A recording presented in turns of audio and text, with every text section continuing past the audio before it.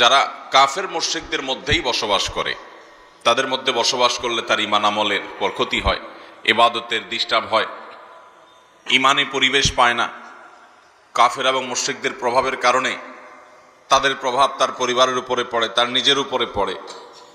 তো এরকম গ্রহণযোগ্য ওজর ছাড়া কেউ পড়াশোনার জন্য গেল, কেউ দাওয়াতের উদ্দেশ্যে গেল, কেউ সাময়িক কোনো কাজের জন্য গেল, সেটা ভিন্ন কথা। কিন্তু শুধুমাত্র দুনিয়ার স্বার্থ হাসিলের জন্য বা দুনিয়াতে একটু সুখে থাকবার জন্য, একটু ভালো থাকার জন্য কাফের মুশরিকদের মধ্যে যারা বসবাস করে, কাফের মুশরিকদের দেশে যারা গিয়ে স্থায়ীভাবে বসবাস করে এবং তাদের মধ্যে থাকে যারা, নবী আলাইহিস সালাম তাদের সম্পর্কে বলেছেন যে এই লোকগুলোর ব্যাপারে আমার কোনো দায় দায়িত্ব নাই, আমি তাদেরকে আমার বলে পরিচয় দেব না। এ সম্পর্কিত হাদিস তিরমিজি, আবু দাউদ এবং নাসাঈতে বর্ণিত হয়েছে। নবী সাল্লাল্লাহু আলাইহি ওয়াসাল্লাম বলেছেন, লা তুসাকিরুল মুশরিকিনা ওয়া লা তুজামিউহুম, তোমরা মুশরিকদের সাথে বসবাস করিও না, অর্থাৎ তাদের ভেতরে বসবাস করিও না, থাকিও না, যে চতুর্পাশে তারাই হবে, এবং তাদের সাথে সেভাবে তোমাদের দরহম মহরম যেন না হয় যে একেবারে সব তাদের মধ্যেই তুমি একা মুসলমান আছো বা তোমরা অল্প কিছু মানুষ আছো। ফামান সাকানাহুম আও জামাআহুম, যদি কেউ তাদের মাঝেই এভাবে বসবাস করে, ফালাইসা মিন্না, সে আমার উম্মত না, আমি তাকে উম্মত বলে পরিচয় দেব না। দ্বিতীয় হলো, যে মানুষ প্রতারণা করে, মানুষের সাথে মিথ্যা প্রতিশ্রুতি দেয়, মিথ্যা কথা বলে, ধোঁকা দেয় মানুষকে, এই প্রতারক সে যদি নামাজে পড়ে, সে যদি নিজেকে মুসলমান দাবিও করে, নবী আলাইহিস সালাম বলেছেন সে আমার উম্মত না। এ বিষয়ে সহিহ মুসলিমের হাদিস বর্ণিত হয়েছে। নবী করিম সাল্লাল্লাহু আলাইহি ওয়াসাল্লাম বলেছেন, মান গাশশা ফালাইসা মিন্না, যে প্রতারণা করে, যে ধোঁকা দেয়, সে আমার উম্মত না। অনেক মানুষ আছে ব্যবসা করতে গিয়ে, দোকানদারি করতে গিয়ে তিনি কাস্টমারকে প্রতারিত করেন, কাস্টমারের সাথে দুই নাম্বারই করেন, কাস্টমারের সাথে মিথ্যা কথা বলেন।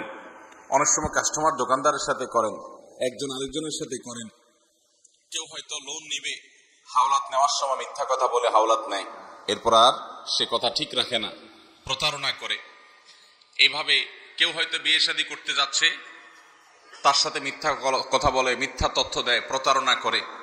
এভাবে যার সাথেই হোক না কেন, মুসলমান হোক অমুসলমান হোক, যার সাথেই প্রতারণা করবে, যে ব্যক্তি প্রতারণা করে মানুষের সাথে কথায় কথায়, কাজে কাজে, সে ব্যক্তি সম্পর্কে নবী সাল্লাল্লাহু আলাইহি ওয়াসাল্লাম বলেছেন, মান গাশশা ফালাইসা মিন্না, যে ব্যক্তি মানুষকে ধোঁকা দেয়, প্রতারণা করে, সে আমার উম্মত না। নাম্বার 3, যে ব্যক্তি ছোটদেরকে স্নেহ করে না, বড়দেরকে শ্রদ্ধা করে না, ওলামা একরামের মর্যাদা রক্ষা করে চলে না, নবী আলাইহিস সালাম তাদের সম্পর্কেও বলেছেন যে সে আমার উম্মত না। এবং এই সম্পর্কে মুসনাদে আহমদে হাদিস বর্ণিত হয়েছে। নবী আলাইহিস সালাম বলেছেন, মান লাম ইয়ারহাম সাগীরানা ওয়া লাম ইউআক্কির কাবীরানা, যে ব্যক্তি এই উম্মতের ছোটদের প্রতি মায়া মমতা নাই, স্নেহ নাই, দয়া নাই, তাদের প্রতিও জুলুম ও বিচার করে, আবার বড়দের প্রতি সম্মান নাই, শ্রদ্ধা নাই, এহতেরাম নাই, ইজ্জত করে না, তাদেরকেও যাতা আচরণ করে তাদের সাথে। এবং ওলামা একরামের যে মর্যাদা, আলেমরা নবীগণের ওয়ারিস, তাদের অনেক মর্যাদা, অনেক হক আছে, এ সম্পর্কে যে আর খোঁজ খবর নাই, এগুলো জানে না, আলেমদের মর্যাদা দিতে জানে না, যে এই লোকগুলো সম্পর্কে নবী সাল্লাল্লাহু আলাইহি ওয়াসাল্লাম বলেছেন এরাও আমার উম্মত না।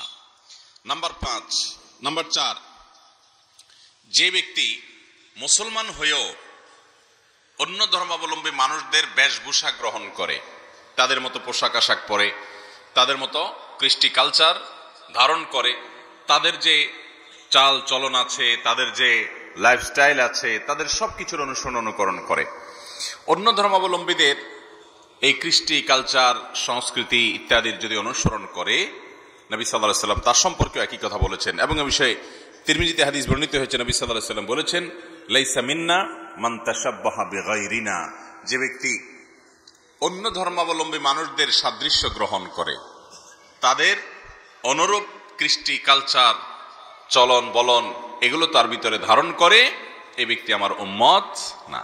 আমাদের সমাজে এরকম বহু মানুষ আছে যে অন্য ধর্মাবলম্বী কাফের এবং মুশরিকদের মতো হতে নিজেদেরকে তারা পছন্দ করে, ভালোবাসে, তাদেরকে অনেক সময় শ্রেষ্ঠ মনে করে, যার ভিতরে আল্লাহর প্রতি ঈমানই নাই, আখিরাতের প্রতি ঈমানই নাই। তো এরকম অমুসলিমদের সাথে সাদৃশ্য গ্রহণকারী ব্যক্তি, এ সম্পর্কে নবী সাল্লাল্লাহু আলাইহি ওয়াসাল্লাম বলেছেন সে আমার উম্মত না। নাম্বার 5, ওই ব্যক্তি যে ব্যক্তি পুরুষ হয়ে নারীর অথবা নারী হয়ে পুরুষের বেশভূষা ধারণ করে, পোশাক আশাকে, চুল রাখার ক্ষেত্রে, উঠা বসার ক্ষেত্রে, এগুলোকে সে কোনো দোষের কিছু মনে করে না, বরং পুরুষ হয়ে মহিলাদের স্টাইল ধরে, মহিলা হয়ে পুরুষের স্টাইল ধরে। নবী করিম সাল্লাল্লাহু আলাইহি সাল্লাম এই শ্রেণী মানুষ সম্পর্কে আহমদ এবং তাবরানী বর্ণিত হাদিসে বলেছেন, লাইসা মিন্না মান তাশাব্বাহা বির-রিজালি মিনান নিসা ওয়ালা মান তাশাব্বাহা বিন-নিসাই মিনার রিজাল। অর্থাৎ ওই সকল মহিলারা আমার উম্মত না যে মহিলারা পুরুষদের বেশভূষা ধারণ করে, এবং ওই সকল পুরুষরা আমার উম্মত নয় যে সকল পুরুষরা মহিলাদের বেশভূষা ধারণ করে। মোহতারাম হাজরিন, আল্লাহ তাআলা পুরুষদেরকে সৃষ্টি করেছেন কিছু বিশেষ বৈশিষ্ট্য দিয়ে, নারীদেরকে সৃষ্টি করেছেন তাদেরও কিছু বৈশিষ্ট্য আল্লাহ তাআলা দিয়েছেন। কোন পুরুষ যদি নারীর বেশভূষা ধারণ করতে চায়, তার মানে তিনি পুরুষ হিসেবে প্রাউড ফিল করছেন না, তার পুরুষত্বের ব্যাপারে তিনি আল্লাহ তাআলার এই নেয়ামত পেয়ে তিনি যথেষ্ট মনে করছেন না। কোন নারী যদি নিজেকে পুরুষের মতো করতে চান পোশাক আশাকে, তাহলে বুঝতে হবে তার নারীত্ব নিয়ে তিনি সন্তুষ্ট না, তিনি নারীত্বকে অপমান করছেন, তিনি পুরুষ হয়ে জাতে উঠতে চাইছেন। আল্লাহ তাআলা নারী এবং পুরুষকে সৃষ্টিগতভাবে শারীরিক অবকাঠামো বলে নানান দিক থেকে বিভিন্ন রকমের পার্থক্য আল্লাহ রেখেছেন, বৈশিষ্ট্য আল্লাহ তাআলা দিয়েছেন, প্রত্যেকের আলাদা আলাদা বৈশিষ্ট্য আছে। এই বৈশিষ্ট্যগুলোকে তুলে দিয়ে একাকার করে ফেলানোর যে চেষ্টা, এই চেষ্টা মানুষের জন্য দুনিয়ার দিক থেকেও কোনো কল্যাণকর কিছু না, এটা কোনো সুখকর কিছু না, এটা কোনো আখিরাতের দিক থেকে কল্যাণকর কিছু নয়। এটা আল্লাহ তাআলার লানত বর্ষণ হওয়ার কারণ, এটা গুনাহের কারণ, এটা সামাজিক স্থিতিশীলতাকে নষ্ট করার কারণ।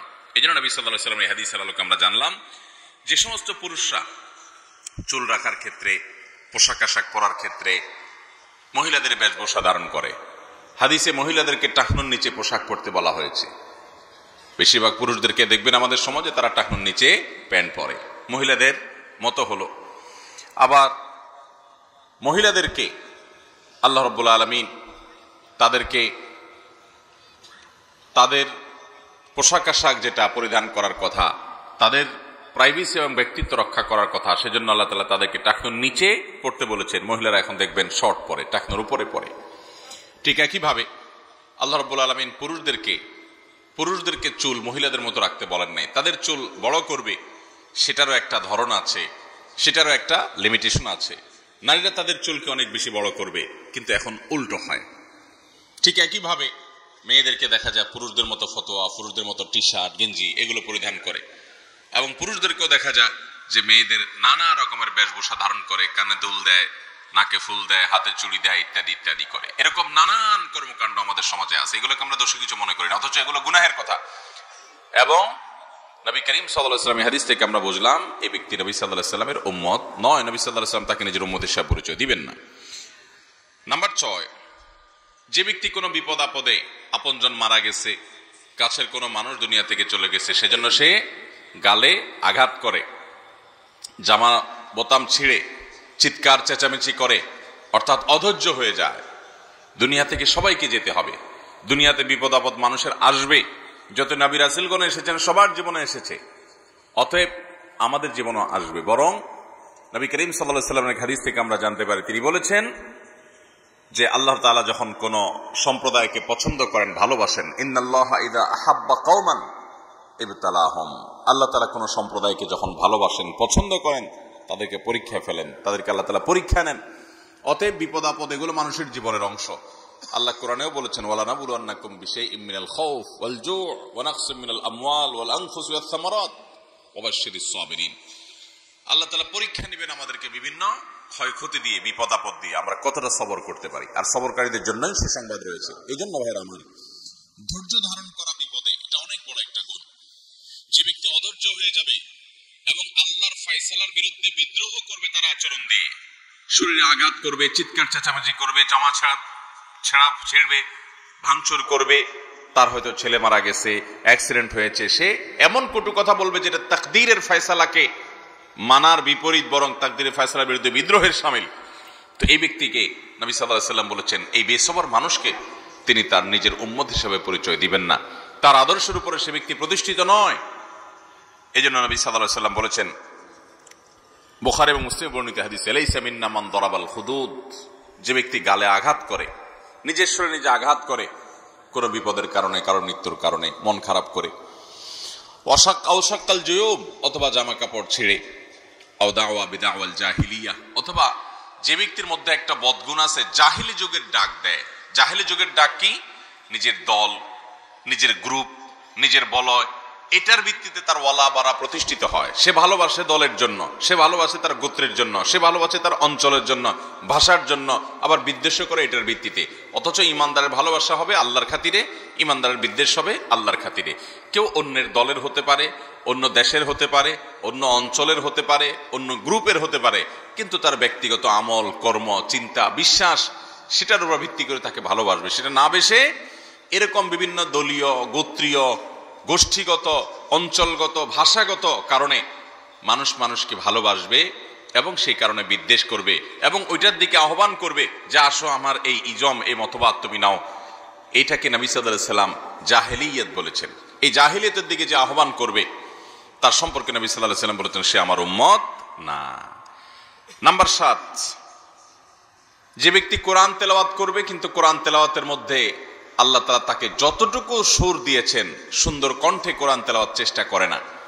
বুখারী বর্ণনায় আসছে নবী সাল্লাল্লাহু আলাইহি ওয়াসাল্লাম বলেছেন, লাইসা মিন্না মান লাম ইয়াতাগান্না বিল কোরআন, যে ব্যক্তি কোরআন তেলাওয়াতে সুন্দর কণ্ঠ দেয় না। প্রত্যেককে আল্লাহ তাআলা একটা কণ্ঠ দিয়েছেন, সে যতটুকু পারে তার ওই কণ্ঠকে সুন্দর করে আল্লাহর কালাম তেলাওয়াত করবে, শুদ্ধ করে তেলাওয়াত করবে।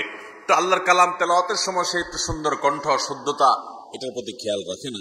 তার সাধ্য অনুযায়ী যতটুকু সে পারে ততটুকু সে করে না। যে ব্যক্তি সম্পর্কে বলেছেন নবী সাল্লাল্লাহু আলাইহি ওয়াসাল্লাম সে আমার উম্মত নয়।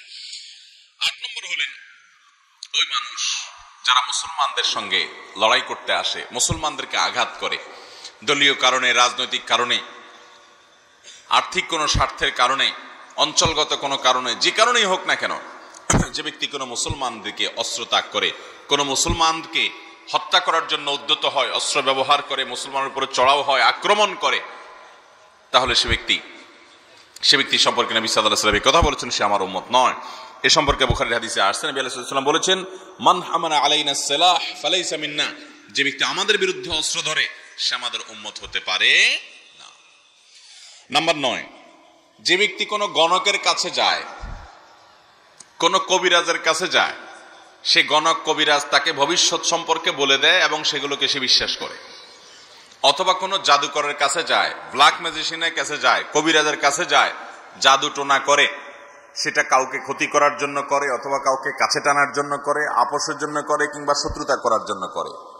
এই কাজগুলো যারা করে নবী সাল্লাল্লাহু আলাইহি ওয়াসাল্লাম তাদের সম্পর্কে বলেছেন সে আমার উম্মত না। তিনি বলেছেন, লাইসা মিন্না মান তাতায়্যারা আও তুতায়্যিরা লাহ আও তাকাহানা আও তুকুহিনা লাহ আও সাহারা আও সুহাইরা লাহ, যে ব্যক্তি গণকের কাছে যায়, যে গণকের সাহায্য নেয়, অথবা কোনো কবিরাজের কাছে গিয়ে তার সাহায্য নেয়, সে তাকে ভবিষ্যতে কি হবে সেটা বলে দেয়, অথবা জাদুটোনা করে কোনো জাদুকরের কাছে যায়, যার কাছে যায় সে আর যে যায় সে, এই উভয়ের জন্য একই কথা প্রযোজ্য। নবী সাল্লাল্লাহু আলাইহি ওয়াসাল্লাম বলেছেন সে আমার উম্মত না।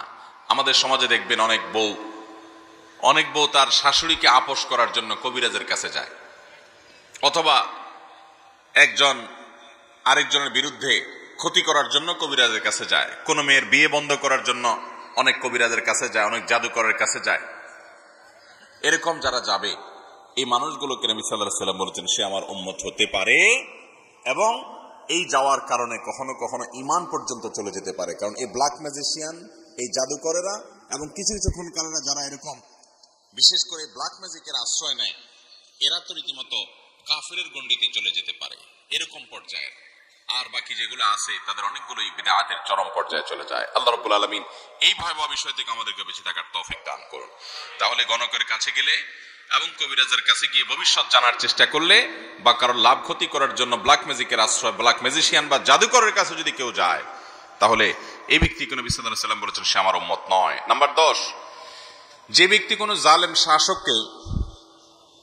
জালেম শাসকের সমর্থনকারী হবে, তার দালালি করবে, সে মিথ্যা বলে, সে মিথ্যার পক্ষে কথা বলবে, জেনেও সে ওই মিথ্যার পক্ষে লড়বে এবং তার জুলুমের পক্ষে অবস্থান নেবে, এই সম্পর্কে নবী সাল্লাল্লাহু আলাইহি ওয়াসাল্লাম বলেছেন সে আমার উম্মত নয়।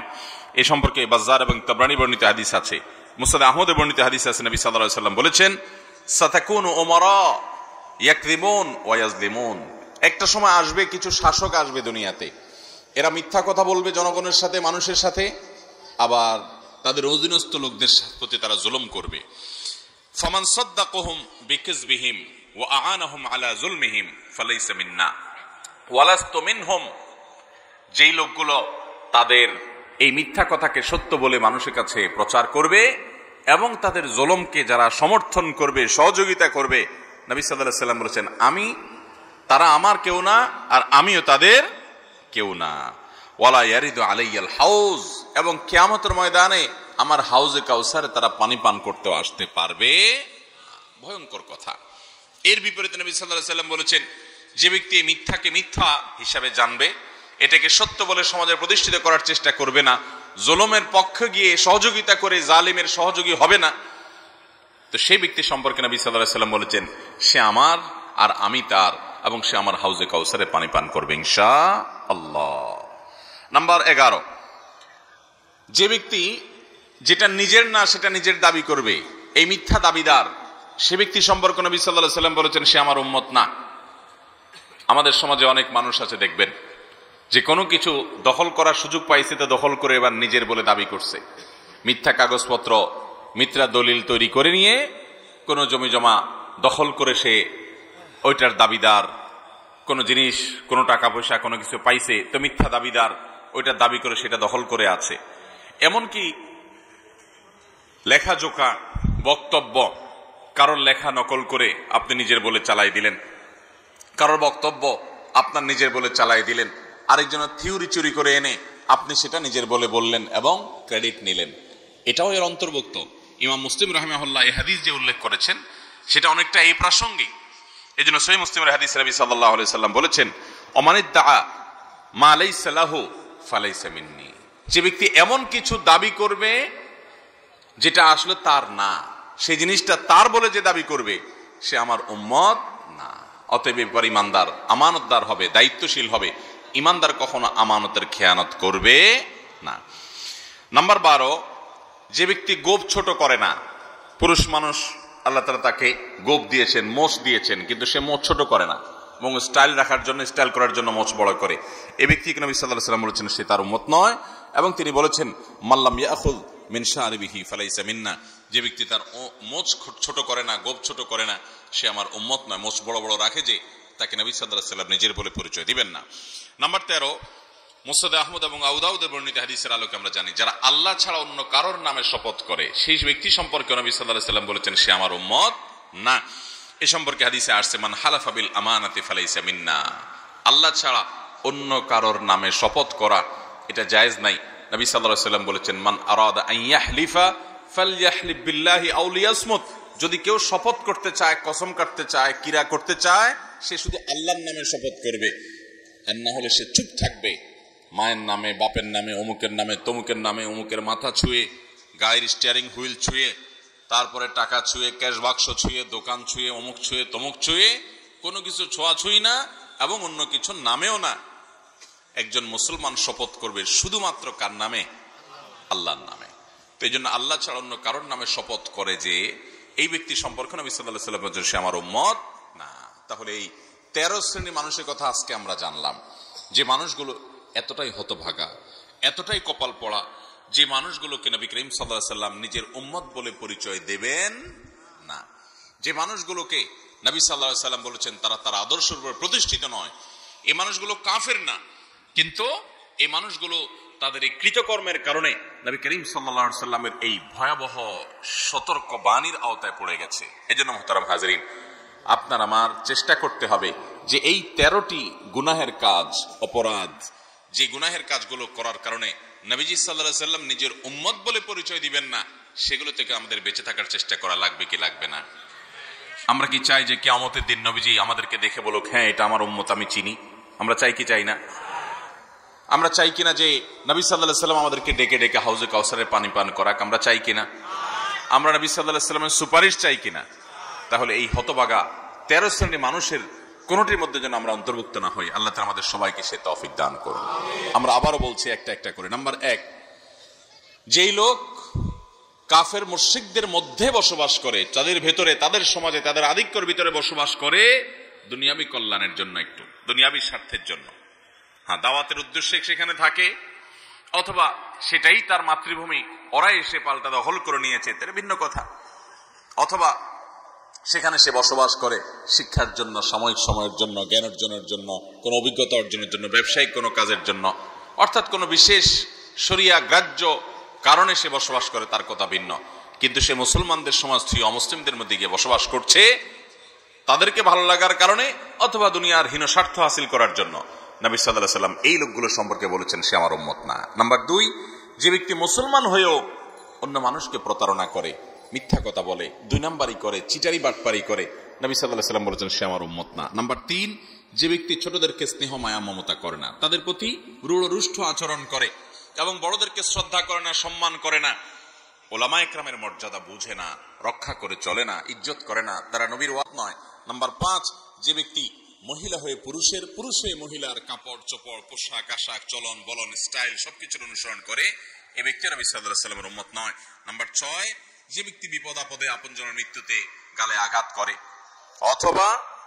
অথবা সেরকম জামা কাপড় ছেঁড়াছেড়ি করে, অথবা জাহিলিয়াতের দিকে আহ্বান করে, জাহিলি দাওয়াত বা জাহিলি আহ্বান তার মধ্যে থাকে। জাহিলি আহ্বান কি? যে ব্যক্তি কোনো নির্দিষ্ট কোনো গণ্ডির দিকে আহ্বান করে, তার ভালোবাসা, তার বিদ্বেষ শুধুমাত্র ওই দল, ওই গোত্র, ওই বংশ, ওই চিন্তা চেতনাকে ঘিরে হয়, এই ব্যক্তি জাহিলি জিন্দেগি যাপন করছে। ইমানদারের ইমানের দাবি হলো সে সকল ব্যক্তি যার ভিতরে ইমান থাকবে তাকে ইমানের কারণে ভালোবাসবে, আল্লাহর কারণে ভালোবাসবে। হতে পারে সে অন্য ভাষাভাষী, হতে পারে সে অন্য দেশি, হতে পারে সে অন্য অঞ্চলের, হতে পারে তার সাথে অন্য বিষয়ে মত পার্থক্য আছে, কিন্তু সে ইমানদার। দুনিয়াবী কোনো কারণে মত পার্থক্য থাকতে পারে, এমনকি দিনের কোনো বিষয়ে বুঝের মত পার্থক্য থাকতে পারে, কিন্তু ইমানদারকে সে শত্রু মনে করবে না, আপন মনে করবে। এটা হলো ইমানের দাবি। আর ওই সীমাবদ্ধ চিন্তার মানুষ হওয়ার কারণে কখনো কখনো তার সে চিন্তা তাকে জাহিলি মৃত্যুর দিকে নিয়ে যেতে পারে, জাহিলি জীবনের দিকে নিতে পারে। তো এই ব্যক্তি নবী সাল্লাল্লাহু আলাইহি ওয়াসাল্লাম উম্মত না। নাম্বার 7, যে ব্যক্তি কোরআন তেলাওয়াত করে কিন্তু সাধ্য অনুযায়ী কোরআনকে সুন্দর করে পড়ে না, সুর দেয় না। প্রত্যেকে এক রকমের সুর পারবে এমন কোনো জরুরি না, কিন্তু তাকে আল্লাহ যতটুকু তৌফিক দিয়েছেন সেটাকে সুন্দর করে পড়ার চেষ্টা করবে, শুদ্ধ করে পড়ার চেষ্টা করবে, এটা করে না, এই ব্যক্তি নবী সাল্লাল্লাহু আলাইহি ওয়াসাল্লাম উম্মত নয়। নাম্বার 8, যে ব্যক্তি মুসলমানদের সঙ্গে লড়াইয়ে লিপ্ত, মুসলমানদের দিকে অস্ত্র ধরে, অন্য মুসলমানের দিকে আক্রমণ করে, এই ব্যক্তি নবী সাল্লাল্লাহু আলাইহি ওয়াসাল্লামের উম্মত না। এক মুসলমান অন্য মুসলমানের রক্তকে কখনো হালাল মনে করতে পারে না। নাম্বার 9, যে ব্যক্তি গণকের কাছে যায় ভবিষ্যৎ কি সেটা জানার জন্য, ভাগ্য খোলার জন্য, অনেক আংটিওয়ালা বের হয়েছে আজকাল, অনেক পাথরওয়ালা বের হয়েছে, তাদের কাছে যায় নিজের ভাগ্য খোলার জন্য, ভাগ্যে কি আছে জানার জন্য, কবিরাজের কাছে যায়, তাবিজ কবজ নেয়, কাউকে আপোষ করার জন্য, কারোর ক্ষতি করার জন্য, কারোর বিয়া বন্ধ করার জন্য, কাউকে রোগাক্রান্ত করে রাখার জন্য জাদুকরের আশ্রয় নেয়। এই ব্ল্যাক ম্যাজিক কাজ ভরে গেছে সমাজে। এইরকম কাজ যারা করে নবী সাল্লাল্লাহু আলাইহি ওয়াসাল্লাম বলেছেন তারা আমার উম্মত নয়। একজন মুসলমান করে রাকির কাছে যেতে পারে, ঝাড়ফুঁককারীর কাছে যেতে পারে, যিনি তাকে কোরআন হাদিসের আয়াত পড়ে, দোয়া পড়ে, আল্লাহর নাম পড়ে তাকে ঝাড়ফুঁক করবে, তার ট্রিটমেন্টের জন্য যাবে, সে আরেকজনের পিছে লাগার জন্য বা আরেকজনকে কেন্দ্র করে সে যাবে না, সে যাবে শুধু চিকিৎসার জন্য। এরপর নাম্বার 10, যে ব্যক্তি জালেম শাসক বা জালেম কর্তা, জালেম কোন আপনার কর্মকর্তা, জালেম কোন প্রভাবশালী ব্যক্তির জুলুমের সমর্থন করে এবং তার মিথ্যাকে সত্য বলে সমাজে প্রতিষ্ঠিত করার চেষ্টা করে, তার তেলায়ন করে, তার চামচামি করে এবং সে জানে মিথ্যা অথচ সে মিথ্যার পক্ষে অবলম্বন করে, এই ব্যক্তি নবী সাল্লাল্লাহু আলাইহি ওয়াসাল্লামের উম্মত নয়, তিনি বলবেন। নাম্বার 10, এরপর 11 নম্বর হলো যে ব্যক্তি মিথ্যা দাবি করবে, একটা জিনিস তার না কিন্তু দখল করে সে নিজের দাবি করছে, একটা জিনিস আরেকজনের সে কোন রকম দখল করতে পারছে, মিথ্যা কাগজপত্র হাজির করে ফেলছে, আরেকজনের লেখা আরেকজনের বক্তব্যকে নিজের নামে চালাই দিছে, এই মিথ্যাবাদী, এই শ্রেণীর মানুষ যে অন্যেরটাকে নিজের দাবি করছে সেও নবী সাল্লাল্লাহু আলাইহি ওয়াসাল্লামের উম্মত নয়। নাম্বার 12, যে ব্যক্তি মোচ গোয়া গোপ খাটো করবে না সে নবী সাল্লাল্লাহু আলাইহি ওয়াসাল্লামের উম্মত নয়। নাম্বার 13, যে ব্যক্তি আল্লাহ ছাড়া অন্য কারোর নামে শপথ করে সেও নবীজি সাল্লাল্লাহু আলাইহি ওয়াসাল্লামের উম্মত হবে না। আল্লাহ তাআলা আমাদের সবাইকে নবীজির উম্মত হিসাবে দুনিয়াতে থাকা এবং মৃত্যুর পরে নবী সাল্লাল্লাহু আলাইহি ওয়াসাল্লামের উম্মত হিসাবে হাসরের ময়দানে ওঠার তৌফিক দান করুন।